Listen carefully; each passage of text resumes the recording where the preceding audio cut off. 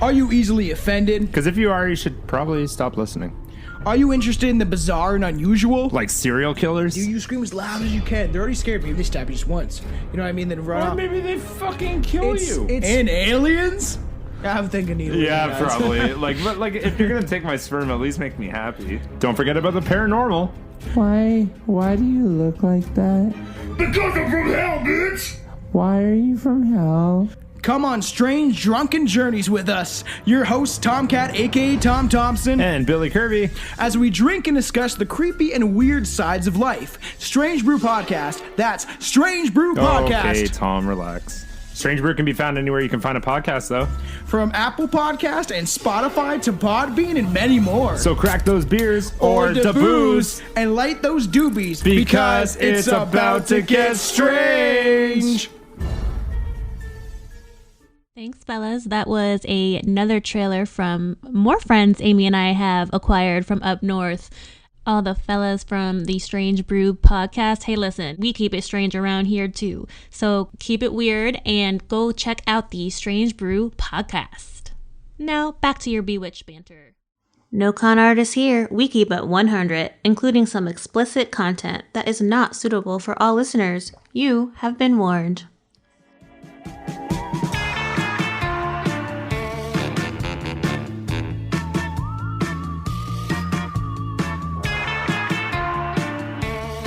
Welcome! You're listening to Bewitched Banter. I'm Krista, and I believe that people are inherently shitty.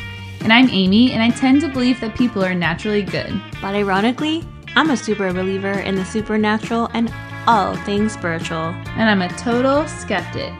We're best friends, and in this podcast, we're seeking to explore and understand each other's perspectives with deep dives into the spooky, the spiritual, the magical, and the mystical. And some straight up spoofs. Today, it's switching our story time for Lady Criminal. Well, Lady Con Artist specifically. Okay. I too have a photo to share with you to start out. This is another woman whom I'm going to cover today. Dorthea Puente. Wow, she's old. Uh-huh. What do you think when you see an image like this? She kind of looks like a bitchy grandma. Oh, bitchy. Interesting. You thought you picked up on bitchy. Yeah, she does. Or like the Golden Girls. Well, she has like grandma. The big rimmed glasses. Not the trendy ones, like old grandma style. Thin lips. Curly white hair. I mean, she could be a sweet granny for all I know. That's what I was thinking, but... Well, I assume from what we're covering today, most folks I have a would bias. See this granny and be like, oh, just an old lady next door, right? Like just chilling, just living her best old life. Well, the image had many other people fooled as well. This is the infamous murderous Dorthea Puente, and I know you're like, bitch, we're covering con artists today. Well, unfortunately, this woman was both a master con artist and turned murderess. Here's a little bit about Miss Puente / she's got a million other names, which I will cover. I feel like that name sounds familiar to me. Yeah, she was not a wonderful woman. Well, when you use murder to describe her, I'm not surprised by that statement. She was born in Redlands, California, 1929. She's still alive today? No, she passed away in 2011. Okay. And it was a big, hubbub about her death because of, you'll see why. Okay. I swear I know the name. Is she in, a book or a movie? Lots of true crime shows, so you might have seen a documentary. Okay, that name sounds really familiar. It almost sounds like an actress, though. Like an old, famous actress, but it's a horrible woman. Okay. To me, that's what it sounds like. But, so she had a little bit of a rough life, and that does not give her any excuse for the atrocities she committed, but she had 2 alcoholic parents, and apparently her father repeatedly threatened that he would commit suicide, and he did this all in front of her and her siblings. That's some emotional trauma there. Yeah. He died, however, in 1937, so leaving their mom. So she must have been really young. Yeah. Yep. So let's see, 29, almost 10. 8, it looks like, if I'm doing the math properly, when her dad died. So 8 years old when the mom takes custody. Then, even more tragically, her mom dies in 1938. So just a year after her dad died in a motorcycle accident, out of all things. So Her mom did? mm-hmm. Wow. So I guess it's kind of badass. Her mom was a lady motorcyclist at that era. But anyway, so because of that, Puente and her siblings had to be sent off to an orphanage. And we know what happened to the last guy I covered that was sent to an orphanage. Was that Albert Fish? Uh-huh. She was obviously sexually abused. Or, not obviously, but she was no surprise, unfortunately. There. Puente, as I said, was just one of her many names. She's also known in the press as the Death House Landlady. Another pseudonym she used was Teya Singoalla Neyaarda and Sharon Johansson. And those aren't even all of her damn names, by the way. So, part of her con. Yeah. Obviously. Her first marriage was at just 16 years old. I don't think that's that uncommon for that time. That's Probably like my not. Nana and Granddad. I Yeah. think they got married when they were like 19. So she was 16, married to Fred McCall. They had 2 daughters. Dorthea actually sent these 2 daughters away. One was placed for adoption, and the other was sent to live with relatives in Northern California. So she had 2 kids but didn't want anything to do with them? Mm-hmm. Red flag, number 50 million. Yeah. Why would you have kids if you don't want anything to do with them? Yeah, so fucking sad. I hope those children are okay. I didn't research that, but later on, in 1948, Dorthea had a miscarriage, and this is kind of sick. Because of the miscarriage, McFowle left her. Wow. Yeah, real classy husband there. Mm-hmm. Probably I'm assuming where we're going, that might have not been the only reason. Yeah, there's another. She seems like an awful person. One of her. Maybe it was a contributing reason. Yeah, Apart from the fact that you're a heinous bitch. That murders people. Well, she didn't get to murdering at this point yet, but here's where the cons begin. 1948, and I think if I did the math right, she was just 28 years old. Okay. And she was caught for using forged checks while shopping for women's accessories. And this was in Riverside, California. She was charged and pled guilty for 2 counts of forgery and served 4 months in jail and 3 years in prison. For fake checks? Yep. So this bitch been in the prison system at an early age, right? Like as a young woman. 6 months later, she was released. And then we cut to 1952, and by the way, her real name was Gray, Dorthea Gray. Okay. So in 1952, Gray marries a man named Alex Bren Johansson. And A Hanson brother? Oomba. Mm-bop. We had some fun this weekend, y'all, with the Hanson brothers. And Amy claims she looked like Justin?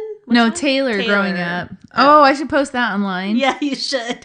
I have that's my right in front of us. I have my old scrapbook I made as a kid, like my diaries and stuff. Oh my god. I'll see if I can find a picture. First of all, we need to do a session where she reads her diary because that shit is hilarious. Oh, we should. Can we do this as a bonus episode? Yes. And if y'all are interested, let us know. We're doing it anyway, but find it on Patreon. Yeah. Because that shit, like one day I think we were drinking. I was drinking at that point in my life. So it might have been like wasted and maybe stoned. I don't remember, but like. No, we hadn't been drinking that much. Oh. I feel like we just went out to brunch and then we went back we got like a bottle of wine and we just went back to my house and I like read my diary all night. And that shit was. We had a blast. Hilarious. It was a fun evening. And Corey was out of town for some reason. So it was like girls' night, slumber party. Bachelor party? No, because you guys had the same weekend. Anyway, it was like slumber party at my house, but me reading my diary all night. Amazing. Amazing. We digressed on Umbop. Okay, or where are we? All right. No, we're going up with our alternative show, Amy's Diary. Amy's Diary. And Krista's dating life. All right, so in 1952, Dorthea marries a sailor named Alex Bren Johansson. Not the Hanson brothers. That's how we got off here. Yeah. She created a fake persona, one of her many names. Again, Teya Singoalla Neyaarda. She claimed it was Muslim descent and Egyptian descent. Egyptian, Muslim, and Israeli descent. These two had a very turbulent marriage. She would often take advantage of his frequent trips overseas, because again, he was a sailor, by inviting other men into their home and gambling all his money away. Well, yeah, that would do it for you. That's a con right that there. Would, hey, honey, you go make that hard money. You go out in the, army or the Marines and whatever. What's the water one? Coast Guard. No. Navy. Thank you. That's it. So, hey, honey, you go serve in that Navy. And I'm just going to go fuck some dudes and spend all your money. Well, yeah, that's a good reason for divorce. I mean, maybe I should do that. Anyway, I don't think you're going to get any men through this podcast or podcast anymore. I take it back. Oh, fuck. Sorry, fellas. Just kidding. I would never do such a thing. Or would I? While on one of his trips, not only was she still stealing and spending his money, but she actually stood up her own brothel in their home. She set up a brothel? Uh-huh. That's gross. Yeah. I would not. And also, brilliantly or not so brilliantly, she used bookkeeping as the cover. A bookkeeping business as the cover to the brothel. So Dorthea be running a brothel and scams on her poor little husband, overseas doing his thing. This bitch got caught in 1960, and she was arrested again and sentenced to 90 days in Sacramento County Jail. Upon return from one of his trips in 1961, Johansson actually tried to control her and Dorthea and briefly committed her to DeWitt State Hospital. What did she get arrested for, though? She got arrested for the brothel. For the brothel, yeah. Okay. Yep. So her husband does try to send her away. To like a mental institution? Mm-hmm. Yep. DeWitt State Hospital. Mental. You've been spending my money. That's right. And this was actually after other behavior she exhibited, which was binge drinking, lying, and her criminal behavior, and apparently some suicide attempts. So while she was in... I'm surprised he stayed with her through all this. Like, if I came home from being in the Navy... Oh, bye. And you spent all my money, all your stuff would be on my front yard. Bye. Oh, yeah. Goodbye. Good riddance. So while she was in this DeWitt State Hospital, they diagnosed her as a pathological liar. No shit. Hence her con. And also with unstable personality. Okay. Which... I didn't know you could be diagnosed with that. I didn't either. There's a lot of people I need to diagnose with that. Don't look at me like that. Don't fucking look at me like that. But so anyway, Dorthea and Johansson finally divorced in 1966. So about time. Yeah, he's like, nah, bitch, I'm out. She would continue to take his last name for some time, though, after their separation. She assumed the identity, here's another one for you, of Sharon Johansson. Okay. So from Dorthea to Sharon Johansson. She would hide her delinquent behavior, being a kind Christian lady, and really became established in the community as a caregiver, providing young women or in poverty to stay with her without charge. And later, she even used this experience by boarding, the poor and tired and mistreated to say that she had nurse practitioner experience. Okay. She would use that to her con. And all right, this bitch gets married again.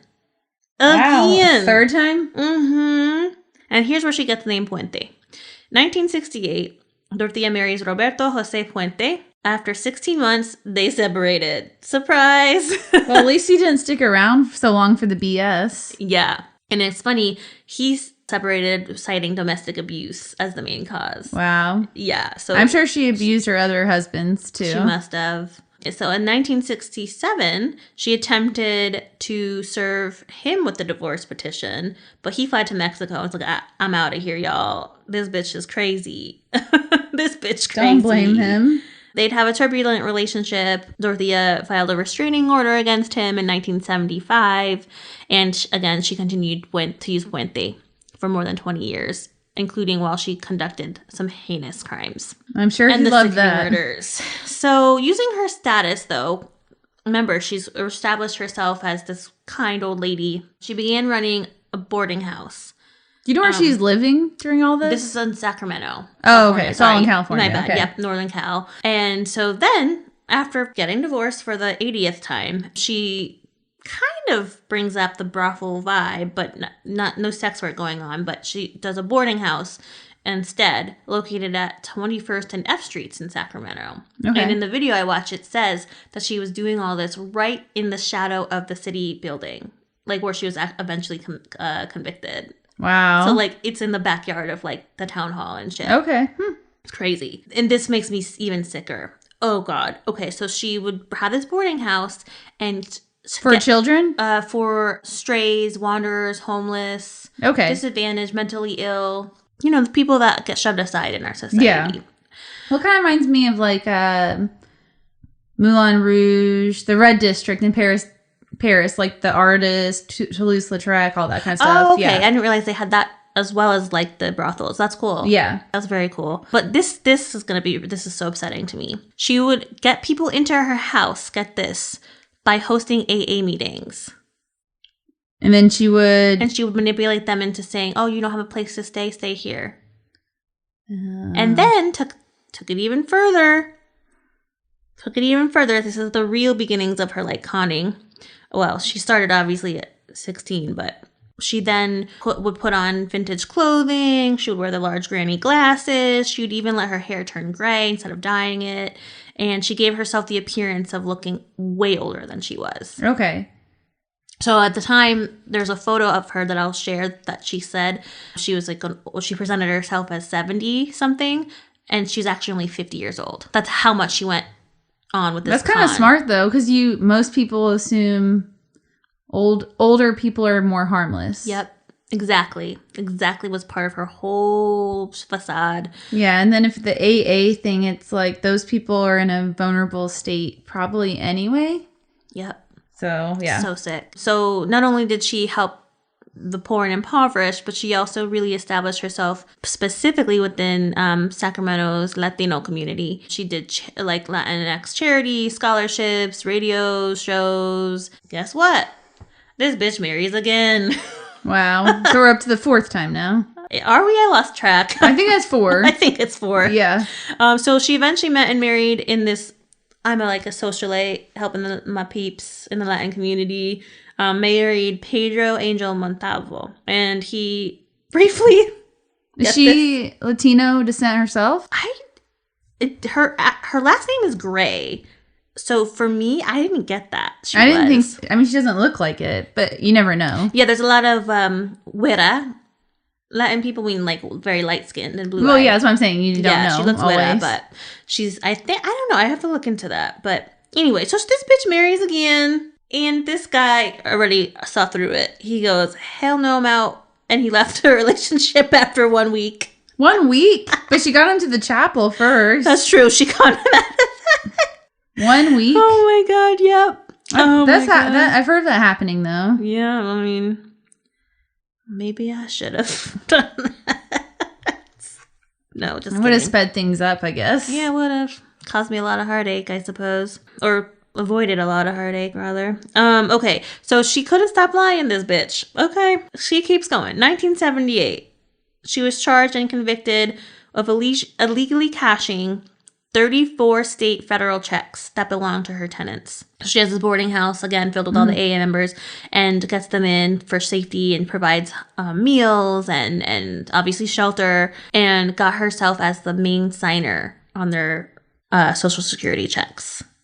Wow. Yeah. Oh, that's messed up. Not fucked up. Mm-hmm. Thankfully, she had to do 5 years probation was ordered to pay $4,000, which is nothing, $4,000 in restitution. So it was discovered she was abusing her authority to get these Social Security checks? Well, no, this is part of her con. Because the people were either mentally or physically disabled or alcoholics, had nobody else, no other family. So she'd say, "Oh, I'm happy to be the signer for you." So in the guise of like, "I'll take care of you for rent-free, free food. Let me sign your check." Okay, I got it. Kind of thing. So she's still on probation at this time because of the forgery. But her disguise as a matronly old lady helped her, as you said. It helped her continue running this scam. And even though she's on probation, supposedly, this bitch is still running her scam. So we're going to cut to 1982 now. And she meets this is where a lot of the trouble begins. Okay. By the way, of the darker side. Okay. More than the con. We're turning away from con into Murder. deadly situations. Yeah, murder. So a 53-year-old woman named Ruth Monroe is looking for a place to stay. And her son and daughter set her up with Dorthea, given her supposed credentials as helping the community, right? Yeah. One of the days, the Ruth, who's the tenant of Dorthea's, her son comes over to visit her, see how she's doing. He notices his mom isn't feeling so well. And Dorthea's trying to say, like, you can't see her the next day. And he's like, bitch, I'm not leaving this house until you let me see my mom. And so he went in. He finally did it. Thank God. And he was like, Mom, I love you. What's going on? Are you okay? And Mom didn't say anything. She just tapped him and nodded. But he knew something wasn't right. Said, I loved you and left. I'll see you tomorrow morning. Mm-hmm. And that night or that morning, his sister called him and said, Mom died. What? Oh, was she poisoning them? Yep. Bingo. I called it. Yep. Unfortunately, Dorthea got away with this. She told the police that Ruth was depressed and that she OD'd. Oh, wow. That's awful. Mm-hmm. And her death was ruled as a suicide. I'm sure the son didn't believe it, though. No, at all. He's a big factor in the Netflix series I watched on this. And he's like, he felt terrible too. Imagine the guilt. Was it a documentary or like a fictionalized show about what happened? Docuseries. So okay. it was the real son, being interviewed. What's the show called? It is on Netflix, and it was called Horrible Roommates. Believe it or Okay. not. Damn, that is a horrible Sorry, roommate. Let me make sure. I thought I had bad roommates. Me? You mean my bedroom? No, not you. Like college days. Oh, my bad. Okay, sorry. It was actually just came out, and I'm glad I watched it because that's how I got Dorthea's case. But it's a Netflix true crime series called Worst Roommate Ever. Okay. So, well, yeah. Yeah, that no would put... fucking shit. Mm-hmm. I mean, you're being poisoned to death and your money's being stolen. Come on. All right, so Ruth's death is ruled suicide. We know it's not. That shit is shady. Mm-hmm. Shortly after this, a very brave tenant named Malcolm McKenzie, he's 74 years old, goes to the police and said Dorthea has also drugged and stolen from him. Went straight to the authorities. Was like, yo, something's going on. Check this lady out. And on August 18th, 1982, guess what? This bitch is convicted again. Again. Okay, it's like, how does they keep letting her in and out of prison? But that seems like every criminal story. Right? Like, it's just like, it blows my mind. Like, we know this bitch is like not the sweet, innocent old lady she's portraying. Yeah, I think the problem sometimes it's like they don't have the means, the time, the resources to really, I guess, like show the truth of what these people are doing. Because the system, I'm sure, like their resources are so limited. Definitely. And I mean, that's like story is as old as time. Like whenever you listen to like a story about a lifelong criminal, it's like they're always in and out of the system. Yeah. She was no excuse or no exception, rather. So this time she was convicted of 3 theft charges. And I'm assuming for when she not only did she take these checks from fraud cases, but also like she would steal her belongings. So for example, Ruth, the son, when he was on camera, he's like, Mom had jewelry and clothes, and none of that was there when we came to get her. Oh, of course. Yeah. Yep, so Dorthea's stealing her tenant's shit. Mm-hmm. So got caught on that. While in prison, this bitch became prison relationships. We're covering it, Avenge. Oh, yeah. She started a prison relationship with a man named Everson Gilmouth, 77-year-old retiree. And they said... Outside of prison or in prison? In prison. A pen pal friendship developed. So he was another prisoner? Oh, I'm sorry. No, he was not. Okay. Somehow met her. Okay. Couldn't tell you how. They probably knew each other before she went to prison. Anyhow, she conned him into picking her up out of prison after her 3 years were up. Or excuse me, after her 5-year sentence. Oh, sorry. She only served 3 years of the 5-year sentence. My bad. But he picked her up, nonetheless. And he was driving a 1980 Ford pickup. That's important. Okay. For later in a potential other murder. Okay. I'm assuming they find an abandoned truck. They were even making wedding plans, her and Gilmouth. She's like, I want to get married for the 10th time now. Yep.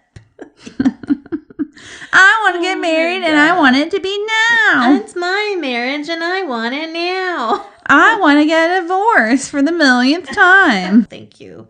I don't wish it on anybody. Tell you that. Anyhow, so then we're still in 1985. She then met another man named Ismael Flores, and she used him as a contractor to install this wood paneling all over her apartment. Okay.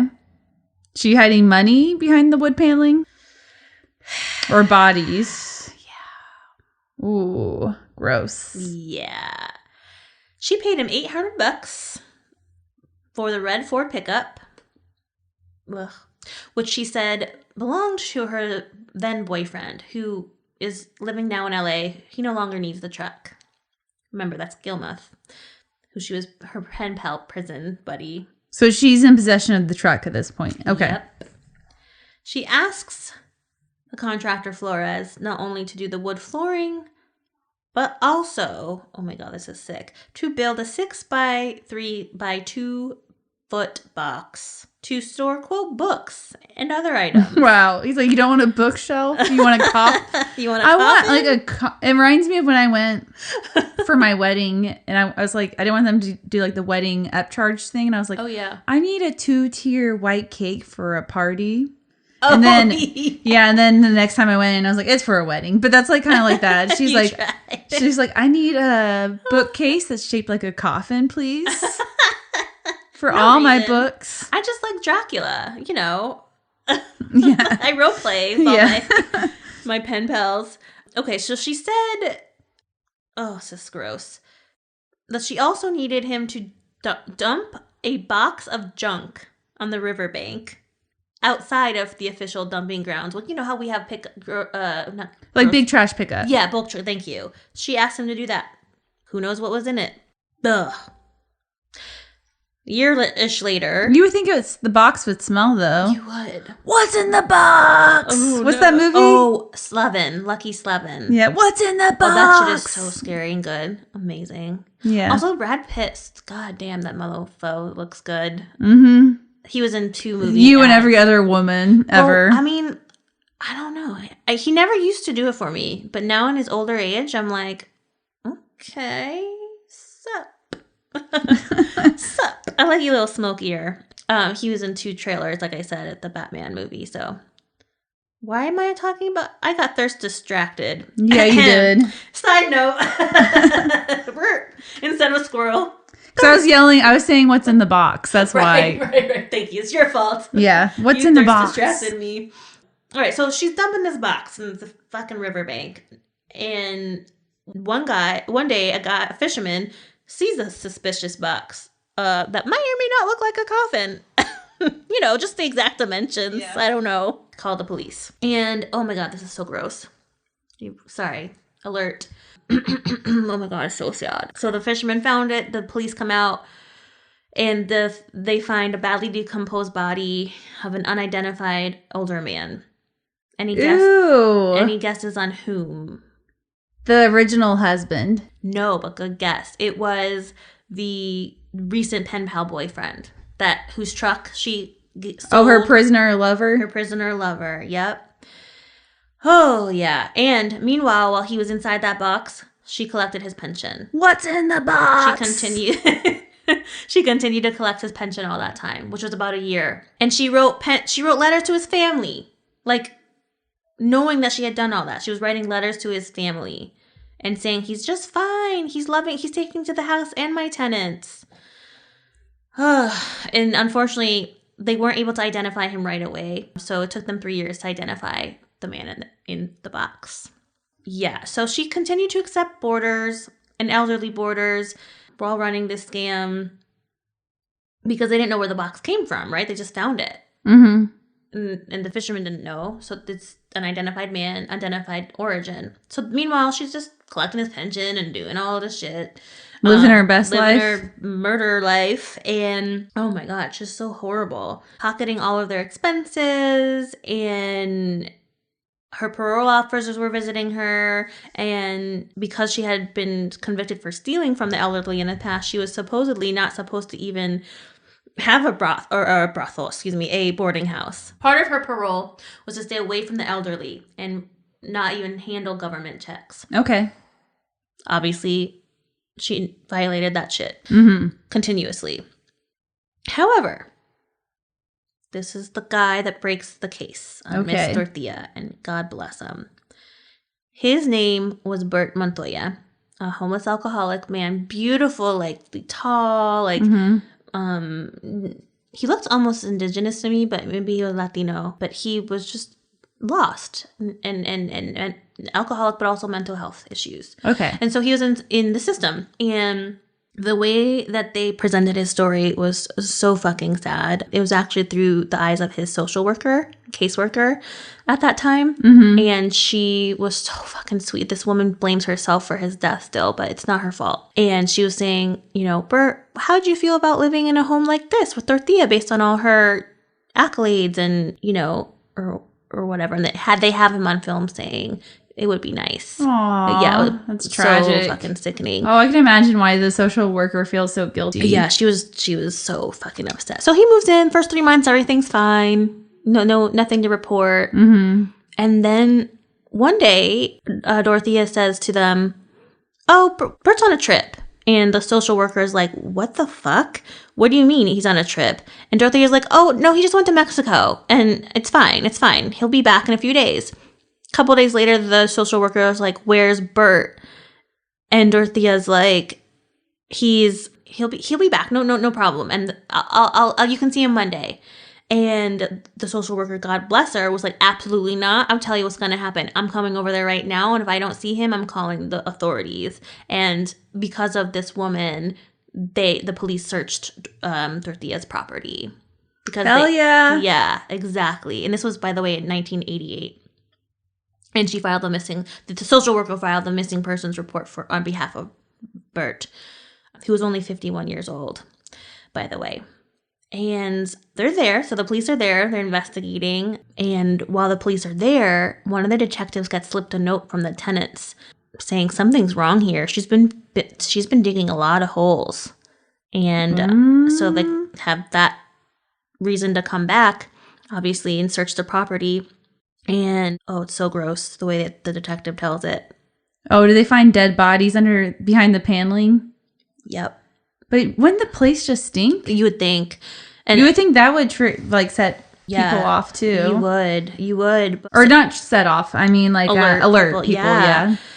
So first they start digging in the garden. They're digging. And she wasn't arrested on anything yet. So she's still there, just walking around her house. Casually letting them dig? Yep.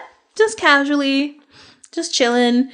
And they come across they're digging, nothing. They finally come across something hard, and it's a femur. And meanwhile, while they're digging, the detective was thought he was picking out like burlap pieces, or like pieces that look like beef jerky in the soil. Oh my God. It turns out that was human flesh that he was handling. Oh, yeah. And so they keep digging and they find 5 other bodies, including Bert's. So, yeah. Oh, I hope he was wearing gloves. That would keep me up at night. Yeah. Human flesh. Yeah. Mm-hmm. Yeah, and she just is casually walking around while they're doing this? Yep. Maybe at that point she just already knew she was caught, so she kind of gave in. Yeah, I think so. But this bitch had so much balls. You know what she did? Before they found the body, he's just getting the burlap thinking it's that or like trash. Dorthea's like, "Oh, I'm just gonna go over to my nephew's house across the street, grab a cup of coffee." And he's like, Did she try to run away? Yeah. And so the cop lets her. And then they find the body. Go? And the chief detective was like, "Where the fuck's Dorthea?" And he's like, "Oh, she just said she was going to go get coffee." And they're like, "Get that bitch back here now." And so they finally got her. But still running a con. Like you clearly have bodies in your home. I bet she was going to try to flee to Mexico or something. That was her goal. Exactly. That was exactly her plan, but they caught her. Thank God. Well, thank God. I can't believe other tenants didn't come forward or notice any like fishy behavior. Or like, how did she drag a body through the building without them knowing? Yeah, it's unbelievable. And like, to be an old lady like that, you must have a lot of strength to pick up someone's dead body. Like, I wonder if she got any help. Yeah, that's a really great question. They never alluded to that, but I mean, she must be strong because I could not lift up someone's body. yeah, and she was certainly not as old as she portrayed herself to be. And to dig the hole, that'd be right. That's manual labor. I mean, yesterday I was out there just digging some holes for a few little plants, and I felt tired after that. So I guess I don't have like serial killer stamina that I guess I didn't know I needed. Well, they ended up finding a total of 7 bodies on her property. Unfortunately, 5 of which are unidentified, and a total of 3 were attributed to her. And she went to prison, obviously. And, oh yeah. In 2011, she passed away. But how long was she in prison? Let's see. I want to say this would have been 98. Oh, so she was in prison for quite a while. Yeah. Okay. Yeah. It wasn't like she just went and passed away. No, right away. Her cons finally stopped working. Just so fucking sad. Oh, I'm sorry. Excuse me. Let me rephrase that. She was actually charged with a total of 9 murders. Her boyfriend, Everson Gilmuth, 77, who's the one that kind of unraveled it all to begin with the truck and the coffin box. 8 tenants who lived at the boarding house. Wow. Ruth Monroe, who I described with the children, who she was poisoned, who they ruled her death a suicide. They know now it was not. Leona Carpenter, 78. Bert Montoya, 51. He was only 51. So young. Dorothy Miller, 64. Benjamin Fink, 55. James Gallup, 62. Vera Faye Martin, 64. And Betty Palmer, 78. Wow. So she's a serial killer. She is.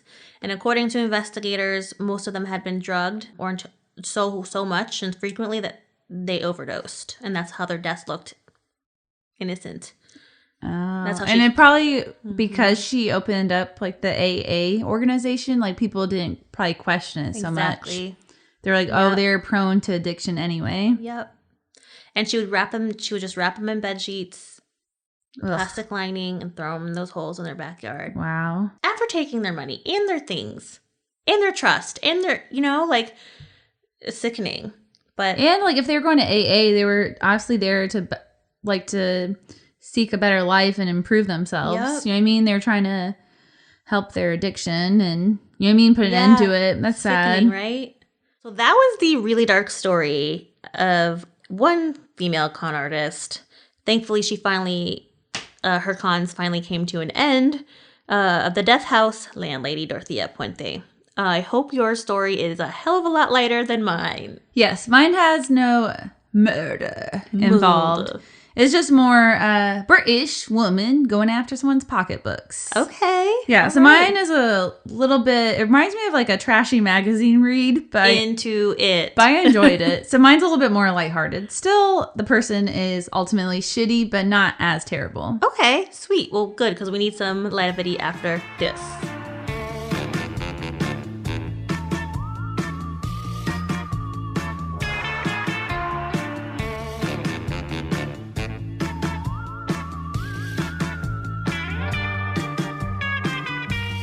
Yes, and I named my story The British Invasion of Men's Pocketbooks. Yeah, I'm so excited to hear about this because she was very thrilled to tell me this title. I was like, oh, I'm so creative. No, it was good. I was like, damn, that's good. I'm curious. But yes, obviously my story will take place across the pond today. In your homeland. Yes, in my homeland. In the lovely England, in Bromley, which I've never been to. I was going to say, never been? But I love it. Bromley, so English sounding. It is. And I want to say I don't usually start my research with the old Federal Trade Commission, but here we are. Oh, yeah. That's usually a me thing. Yeah. That would be a me thing. And I didn't know the Federal Trade Commission had a sense of humor, like they say in Liverpool, sense of humor. Humor? And the article starts with them saying, they say love hurts. And in this article, they cover the fact that romance scams are growing quickly and actually at an all-time high. Well, again, Tinder swindler. Look at this motherfucker. Yep, right on theme. So for 3 years now, people have reported losing more money from love scams than any other fraud. That's so... I said this on Tuesday. I'm never going to get over it. On Tuesday, that I was so... it upsets me more that people are conned out of their hearts than their money. I know that's so... Well, both are equally upsetting. Yeah, but just like, fuck. To use love as the thing is so fucked up. Yeah, but I mean... Con artists, they have to use any means, right? And like, there's like a million sayings about love. Like, we'll do anything for love, but I won't do. What won't he do? Did we ever figure that out? I don't know. What would he not do? They'd say that he wouldn't go down on you, but I think that's just like a urban legend. Yeah, that's probably not true. Corey. What would Meatloaf not do? I actually, when I was starting my research, I was listening to that song. Oh, you were? Yeah. I love it. Because I put it on because I was like reading about romance scams. So I listened to a little Meatloaf. Yeah, good question. What would you not do for love? What would I not do for love? Murder. Yeah, definitely anything that involves harming another person. And I guess I'm cheap because I was watching Tinder Swindler, and if Corey asked me for a $30,000 loan, I'd be like, bye, see you tomorrow. Gotta go. Good luck with that. Yeah, so I guess I'm cheap. I wouldn't do that either. God. I thought this was insane. Few statistics. So for 3 years now, I said it's like at the highest of all time. So in 2020, over $304 million was reported lost from romance scams. Jeez. So that's a lot of money, right?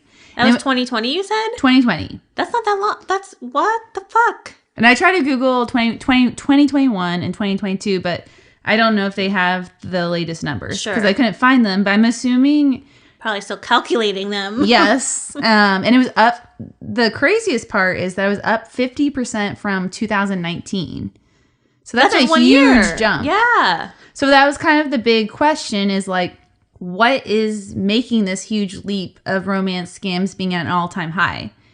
And I do want to bring up the fact that the median average loss between people was around $2,500. So significant amount in my mind of money lost. Good credit card bill. Like, no thanks. Yeah. I need that. Yeah, exactly. So let's think about it. 2019, 2020, what was happening? We're all online a lot more, right? Mm-hmm. We're not meeting people in person. So the FDC said a big contributing factor that they believe is that it was almost set up in an easier way to con people. They can con people for longer and have excuses of not meeting people because they can say, well, I just tested positive for COVID. I can't see you. That's even more fucked up to play on people like that. The con game almost got stretched out longer. And it was just a con, not necessarily catfish, right? Because obviously catfish is its own form of con, but... Well, I'm sure there's catfish thrown in there. Jesus. I mean, we know you're guilty of that. That's even worse. Hey! Yeah, taking it way back when Krista tried to post pictures of herself when she was 20 and looks like a different person. When I was a model, you know. And very modest. No, I was just a lot thinner is all. That's what and I told Krista she couldn't do that. Hey, what's close, guys? I put my foot down. Good friend right here. And they also say that the amount of people who actually are using dating apps is growing more and more. Mm-hmm. Kind of like you covered in our soulmate episode. Mm-hmm. It's just like the use of dating apps is a part of a lot of people's lives. Yeah. And billion-dollar industry, remember, too. Mm-hmm. And I think like more and more people of all age groups are logging on and are more open to meeting people that way. Yes. Because like meeting people online is not, it's more, it's more socially acceptable. Like, yeah. Even like just as friends, there's like Bumble, you can meet people, like Bumble for friends or like Meetup. I mean, I've done that before. I met friends that way. Mm-hmm. I mean, it's a great way to like connect with people with the same interests, but then obviously you got to be careful that you don't get connected with the wrong people. Yeah, didn't you guys have like a crazy chick on Meetup? Like a friend that was like a total biatch? No, she wasn't a biatch. She just slept with everyone and their mother. Oh, she was just a hoe bag. All right. Well, that's going to happen in any crowd. All the girls went to Las Vegas, and I guess it was like a 2-night trip and she has slept with like 3 or 4 people. Okay. Like, she just had no... Baby. No fuck shame in here, but also... I guess she had no shame in the game. No. Get it, girl. No, she was a nice person. I just think she was honestly... I think she was going through stuff. And I hope she's doing better. Aww. But most of these romance scams, actually, which I thought was more surprising, is they don't happen through the dating apps. It's more on social media that people get scammed. Interesting. Really? Yeah. First of all, who gives the... Okay, now I'm shaming. I'm sorry. But, like, who gives money through Instagram or for whatever social app? Why is Instagram worse than a dating app? I think either one's equal playing fields here in my book. Yeah, I guess so. I guess I'm just thinking now that I'm using said dating apps, like, and let's say I'm actually dating someone. To me, if they ask me for money, that makes more sense because I'm actually dating you versus, like, if it's just on Insta where it's, like, more, like, just slide in your DMs kind of, like, fuck thing situation. You know what I mean? I don't know. I guess the channels are different uses for me personally, but... I don't know. I think either one, it's kind of, like... I don't see one being worse than the other. Like... Yeah, equally bad. Correct. I just wouldn't ever give money through a social app, but I wouldn't even give it when I'm first dating someone. I think to me right away that'd be red flag. Yeah, I'd be like, no, get your shit, brother. Get your shit. I was like, first of all, I'm not your little piggy bank. Also, don't you have a job, motherfucker? And that's not charming. Like, if you're like asking me for money, I'd be like, I think I want no scrub. There's more fish in the sea. I can find someone who doesn't need my money. You better call Tyro. I thought this was super smart, though. A lot of scammers actually collect their money through gift cards. Because think about it, gift cards, you can't really track it. Fuck, that makes sense. Use of gift cards that were sent to scammers actually increased 70% from the recent year. Oh my God. But, I mean, it's genius. You're not going to... You can spend a gift card and no one's going to be able to track you. Yes. 70%. Wow. And some more interesting stats before I get into my story. So people from the ages of 40 to 69 were the group that tended to fall for these romance scams the most. Also, people who were 70 years or older are the population that tended to lose the most money. And for this population of people, on average, they were losing almost $10,000. Oh my God. To these like assholes are just taking advantage of old granny and pops. So fucking gross. Like old granny, like, I don't know, or papa, like whatever you call your grandpa. Yeah, but taking their money, hard-earned money, probably a retirement fund. And we all know that a lot of people do tend to take advantage of older people online because they're an easier population to fool because they don't know some of the red flags that as younger people who've used the internet our whole lives, mostly, you know what I mean? We kind of know what to look out for. Yes. And in the year of 2020, over 32,000 individuals filed a report with the FTC reporting that they had been scammed out of money for love. Wow. I stumbled upon, her name is Patricia, and I'm assuming you say it, Wutaan is how you say it. But WuTang. she is a British woman. And I did say she was disgracing my Nana Holt's name. Oh. Because that's my Nana's name. Oh, God bless. Sending all our love, by the way, to Amy's Nana. Yeah. But through a top 10 list of con artists who are women whose stories are so fascinating that they should have a movie made about them. Of course, we had, which we talked about at length, Elizabeth Holmes and Delvey. But then old Patricia was on the list. Old Patricia. So that piqued my interest because... hear about old Patricia, Patty. I was like, well, if a movie should be made about her, then maybe I should see what she's up to. You know what I mean? This is her short feature film. There wasn't that much about her, so the movie would have to be very short. They described Patricia as the, quote, queen of the dating site scammers who write sob stories about 9/11 and sewing. Okay. Yeah. Okay. I'm not interested. Thank you. And this is where... Wait, how do you make a sob story about sewing? Well, I'll tell you. Oh. We'll get there. It's interesting. Very confused. I mean, Patricia needs a little help. I mean, this movie would be very interesting. And here I'm going to have a disclaimer. I'm going to be a total bitch right now. Oh, yeah. She actually asked me if she's allowed to be a bitch if the person is a bad person. I said, yeah, absolutely. So I would describe Patricia as looking homely. And I'm only talking about her looks because she's an awful human being. Right. I would describe her as having like yellowish blonde, poorly dyed hair on top of a bad haircut. Yes.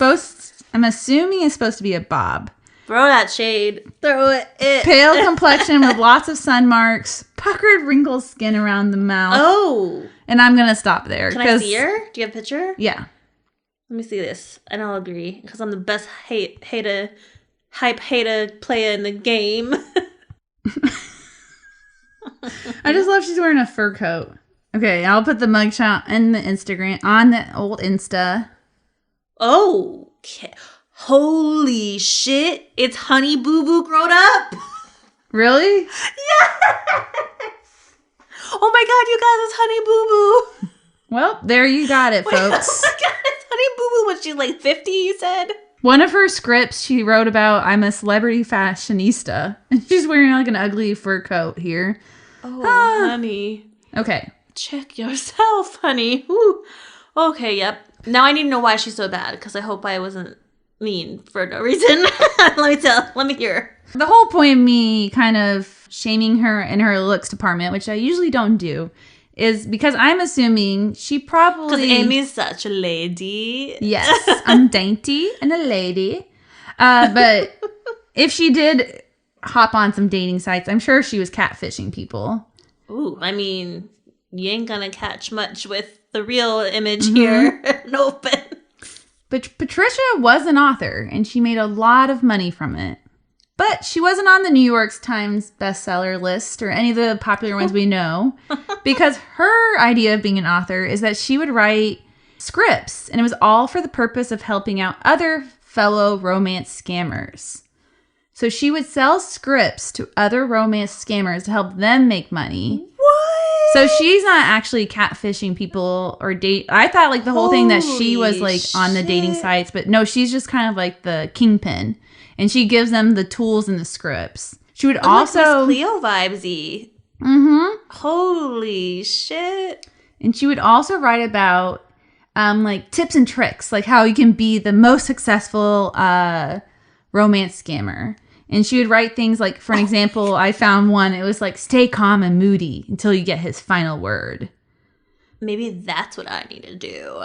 But it's kind of like... You tell me out there. I kind of imagine, you know, like the Dummies series of books. Yes. It's like, she basically wrote like how to be a successful romance scammer for dummies. Oh my god. That's insane. Yes. But there's a market for this in general. I'm like, what the fuck is happening? So she is an author, but she's just not going to be on the list that we know.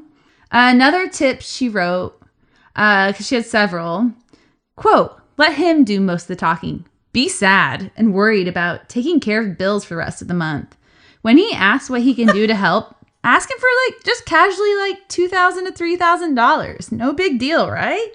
I would absolutely love to take that tip from you, Patricia. Casually. I mean, it's coming. I'm gonna make the ask. I mean, I can casually act sad around my husband, but that's not gonna work. Oh, jeez. I just need $3,000 extra in my allowance, Corey. Thanks.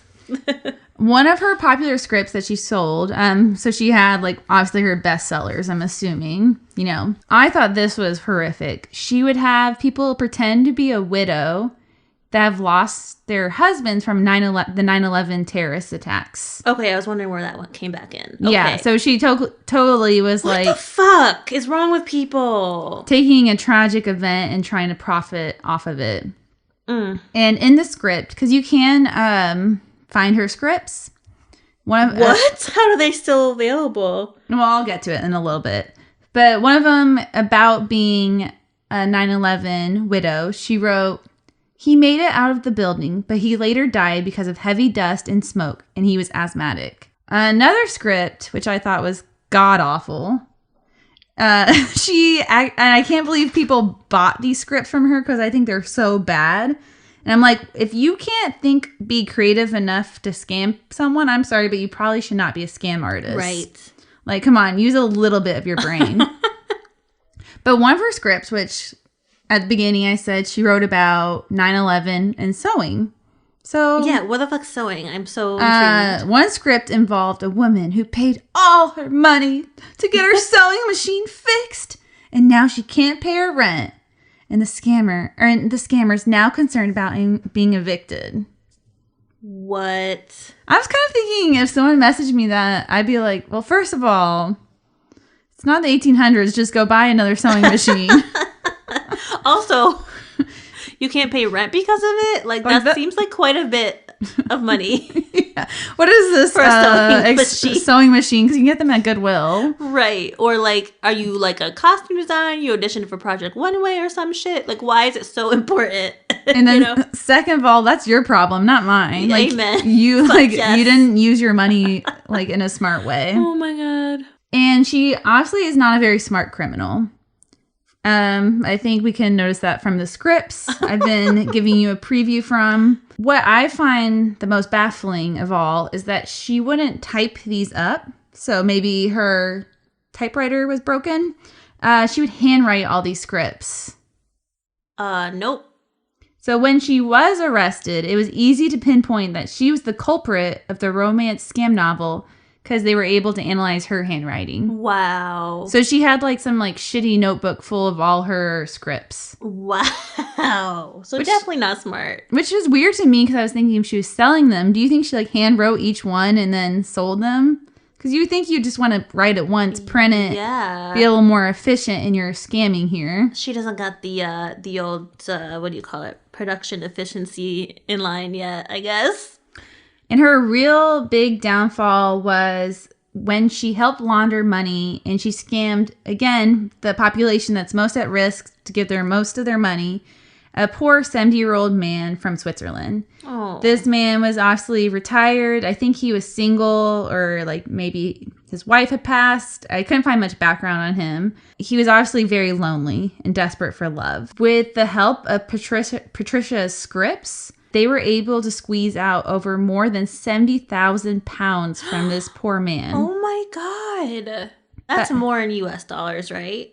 Yes. So a pound is always worth more than the American dollar. I haven't checked recently, but more or less. Okay. I mean, when you travel on the Royal Pound, I'm always jealous of people who travel on the Royal Pound because it's always worth way more. Like at one point, it was almost like $1.70 to the pound. Oh, damn. I couldn't tell you today. It might be like $1.20, but it's always more. Oh. Typically, it's like $1.50. Okay. But yeah, so the pound's worth a lot. Damn. Yeah, I always used to, when I went traveling one time with a bunch of British people, I was always jealous because their money went so far. Yeah. And they were always like, this is so cheap. And I'm like, yeah, because you have, like, you're traveling on the pound, living that royal life. I want the royal life. And then my cousins, when they come to visit here, they bring, like, empty suitcases or they'll buy suitcases and they just shop, like, nonstop. Because it seems so much cheaper to them here. Right. I mean, if it's almost half off or a third off. Fuck yeah. But this woman, so the script and the story they fed this poor man is that the woman he's like thinks he's falling in love with, right? And it reminds me so much of Anna Delvey. I was like, was this Anna Delvey who did this? The real. So she convinces this Swiss man that she needs to get a hold of her father's estate, but it's in Paris, okay? And she needs money to travel there. Oh yeah, very from her book. And then this scammer convinces the man to actually travel all the way to Paris, thinking he's going to meet his lover. Like, he's obviously at this point feels like he's fallen in love and he's going to travel there. Wow.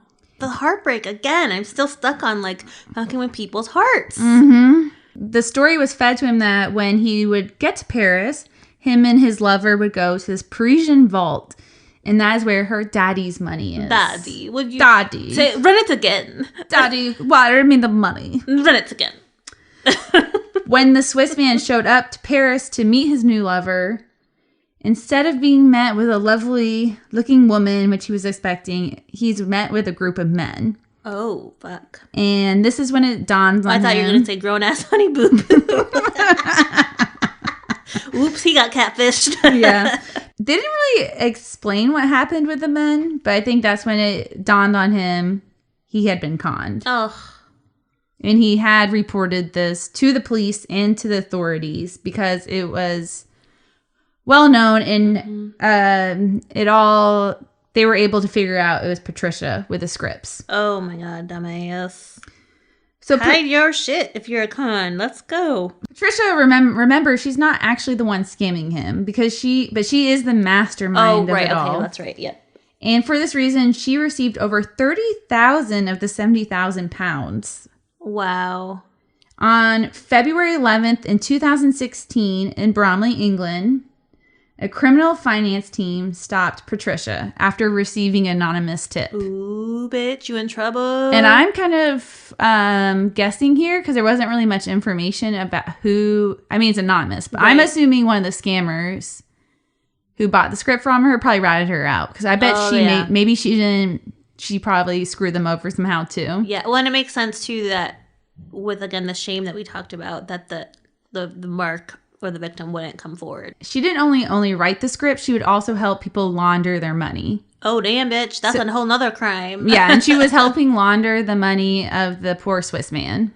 So that was like her real offense. Yeah. What was her cover? This novel? Well, listen to this. So when they approach her, she's walking down the street in Bromley. For some reason, they frisk her up. I can't tell you why. But they find over 16,300 pounds in her coat pocket. Just casually walking down the street with that much money on her. Okay. Isn't that crazy? Yeah. Like, that coat must have weighed a ton. A ton. Yeah. And when they asked her about it, she claimed that her friend had just given her the cash because she was going to fix up her home. Uh-huh. Oh, yeah, here. Can I have 300K? Yeah. Or did you say 30? Well, 30,000 was from the Swiss man, but when they found her, she had 16,000 pounds in her coat pocket. Holy shit. Yeah, that's a... Can I have? Well, listen to this, because she, again, is a dumb criminal. They asked her, well, who's this friend? Yeah.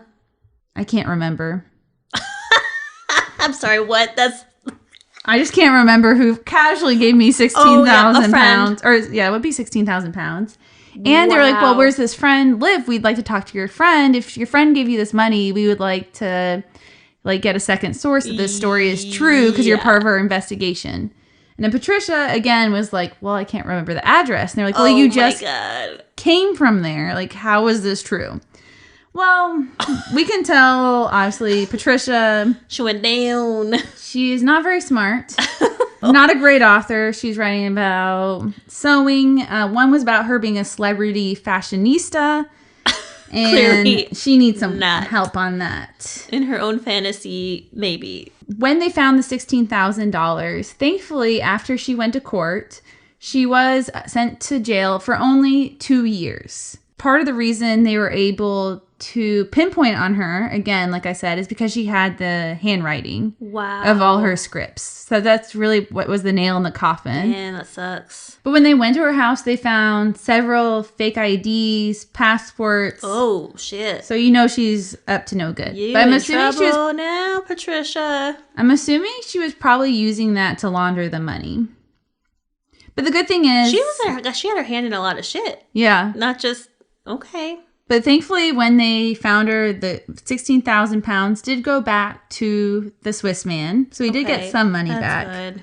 And she was sentenced to 2 years in jail after being found guilty on 2 counts of possession of articles for use in fraud and also guilty of 3 counts of money laundering. That's it? I feel like there's got to be more here. I know. It's kind of disappointing when you hear 2 years. You're like, that's really nothing for the amount of money that she has stolen. And the life she's probably ruined. Mm-hmm. She probably broke a lot of hearts. Mm-hmm. And stole a lot of money from people. Wow. And that is the story of Patricia Wutaan. Wu-Tang-Grown Ass Honey-Boo Boo. Who needs a little help with her story writing. Anyway, I already just gave her a whole new branding right there. Yeah, but so that was the female version of the Twindler story. Okay. Or not Twindler. Tinder swindler. I can't talk. Twindler. Yeah, Honey-Boo Boo Wu-Tang Clan. I know for once I didn't Literally rebranding this bitch as Wu-Tang-Lady Clan. And I think grown. I think for once you brought the darker story because I usually tell the darker stories. Yes. So we did a switcheroo today. Yeah, I think we've only had to do this once when my other murder was. Oh, the Albert Fish. Yeah. That was horrendous, and I felt ill at the end of that. I was like, I gotta go home. But yeah, we had to do a swap-a-rooney because we like to leave y'all Bewitches with some happiness. Joy. Yeah, we switched the order because I was like, well, we should do my story at the end because it's a little bit lighter than your horrible lady you covered. Yes. Well, hopefully y'all don't get conned, but now that y'all watching all these things on Netflix and Hulu and wherever the fuck else of all these con artists and listening to my history on Tuesday, you would now know how to avoid them. And don't be gullible like me. Nice. Well, I hope you guys enjoyed the episode. And if you did, please leave us a review as always. Rate, review, subscribe. Rate, review, subscribe. Peace, Bewitches. Peace.